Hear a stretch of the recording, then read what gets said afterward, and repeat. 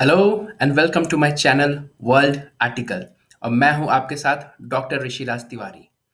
आज 21 जून है, world international yoga day है और नॉर्दर्न हेमिस्फेयर का सबसे लंबा दिन भी है।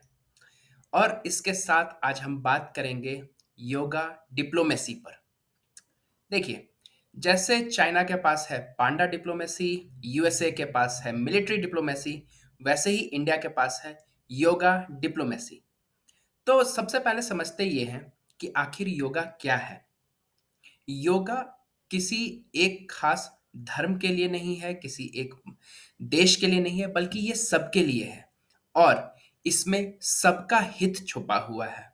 ये वसुधैव कुटुंबकम की भावना से प्रेरित एक ऐसी शक्ति है जो हमारे मन, हमारे दिमाग, हमारे शरीर सबको एक साथ फायदा पहुंचाती है। और आज के दिन में जहां पर किसी 5 देश को एक साथ एक मुद्दे पर एग्री कराना शायद दुनिया का सबसे मुश्किल काम हो, वहाँ 180 देशों को एक मुद्दे पर, एक समय पर, एक साथ लाना, आप सोचिए कितनी बड़ी बात है। आज ये इंटरनेशनल योगा डे 180 देशों में सेलिब्रेट हो रहा है। अलग-अलग उम्र के लोग इसमें हिस्सा ले रहे हैं। आज आप देखिए, चाहे वो बात हो ब्रिक्स की, चाहे वो बात हो क्वाड की, कोई भी देश इस ग्रुप में एक मत नहीं हो पाते हैं। कुछ ना कुछ अलग है, लेकिन जब बात योगा की होती है तो सभी अपना भी भला जानते हैं, अपने देश का, अपने लोगों का भला जानते हैं और इसलिए सभी इस योगा में साथ सम्मिलित हो जाते हैं। तो योगा डिप्लोमेसी की शुरुआत कहाँ से होती है? 2015 से, इंटरनेशनल योगा डे सेलिब्रेशन से। और ये एक ऐसा मौका बनता है जब इंडिया अपने आप को सॉफ्ट पावर के रूप में बहुत अच्छे से सभी देशों के बीच प्रोजेक्ट कर पाता है। आप याद करने की कोशिश करें, कोविड-19 के समय में ये कहा गया था कि जो लोग योगा किसी न किसी रूप में करते हैं, भले थोड़े समय के लिए ही करते हैं, उनकी शरीर की इम्यूनिटी भी अच्छी है और उनके जान बचने का स्कोप भी बेहतर था। तो योगा के महत्व को कोविड के समय से और ज़्यादा बेहतर ढंग से समझा गया। हालाँकि योगा 10,000 15,000 साल पुराना एक कार्यक्रम कहा जाए, चाहे पद्धति कहा जाए, चाहे शिक्षा कही जाए, ये लगभग 15,000 साल पुराना है, लेकिन ये पूरी दुनिया में अलग-अलग समय में फैला। स्वामी विवेकानंद जी ने इसे अमेरिका तक भी पहुँचाया और जब वहाँ के लोगों ने जाना कि भारत में योगा की पद्धति इतनी वृहद है, इतनी बड़ी है और उसका परिणाम इतना अच्छा होता है, तब वो हमारे देश के तरफ भी आकर्षित हुए।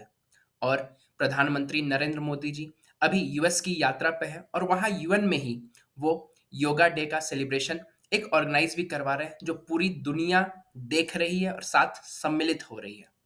ये बहुत बड़ी बात है कि इंडिया जैसे डेवलपिंग नेशंस को, जो कि आज डेवलप होने के मुकाम पर है, उनको इस मौके पर 180 देशों का समर्थन मिल रहा है।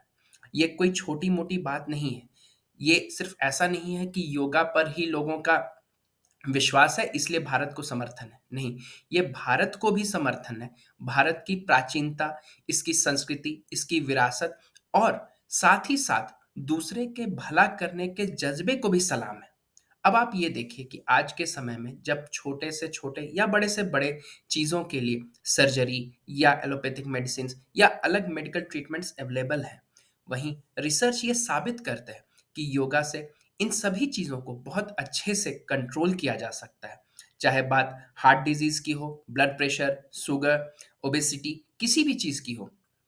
मानसिक तौर पे आज के लोग जो परेशान हैं, चाहे वो स्ट्रेस के चलते हो, चाहे किसी और मुद्दे को हो, सबको योगा के माध्यम से सँभाला जा सकता है। और जब कोई व्यक्ति अपने पैसे बचाता है, अपने शरीर के ऊपर खर्च होने वाले पैसे बचाता है, तो कहीं न कहीं वो अपने देश का भी पैसा बचाता है। और सभी देश इस बात को बहुत अच्छी तरह से समझ गए हैं कि योगा फ्यूचर, प्रेज़ेंट, पास्ट सबके लिए एप्लीकेबल है। ये सबों का भला करता है। अब बात अगर हम लोग डिप्लोमेसी की करें, तो योगा कल्चरल टाइज़ को भी मजबूत कर रहा है। आप देखें कि इसी मौके पर बहुत सारे विदेशी टूरिस्ट इंडिया आते हैं, यहाँ की चिकित्सा पद्धति से जुड़ते हैं और अपने आप के लिए वो बहुत फ़ायदा करवाते हैं और हमारे देश के लिए वो इम्पोर्टेंट रेवेन्यू भी जनरेट करते हैं। वहीं tourism, culture exchange, students exchange और सबसे बड़ी बात, दुनिया में रिकॉग्निशन, सब इससे जोड़ा जा सकता है। लोगों को ये समझने में देर नहीं लगती कि ये एक ऐसी पद्धति है जिसको अगर सीख लिया जाए तो घर के छोटे से कमरे में भी अपनी फ्री की हॉस्पिटल खोली जा सकती है, जहां आप खुद के सबसे अच्छे डॉक्टर हैं। और अगर आप अपने सांस को ही सिर्फ छोटे से शुरुआत करके अगर आप अपने सांस को कंट्रोल करना सीख लेते हैं तो आप बहुत कुछ कंट्रोल करना सीख लेते हैं। इसे किसी व्यक्ति विशेष, धर्म विशेष, संप्रदाय विशेष से जोड़ना ठीक नहीं है, ये सबके लिए है। और यही हजारों हजार साल पुरानी सभ्यता, जो सिंधु घाटी सभ्यता रही, चाहे आप उसका नाम इंडस वैली सिविलाइजेशन दें, चाहे सरस्वती वैली सिविलाइजेशन दें, ये पद्धति पूरी दुनिया के लिए है। और आज ये अच्छी बात है कि पूरी दुनिया इससे प्रभावित हो रही है, लोग इसको सीख रहे हैं, समझ रहे हैं और इसके बारे में और कुछ जान भी रहे हैं।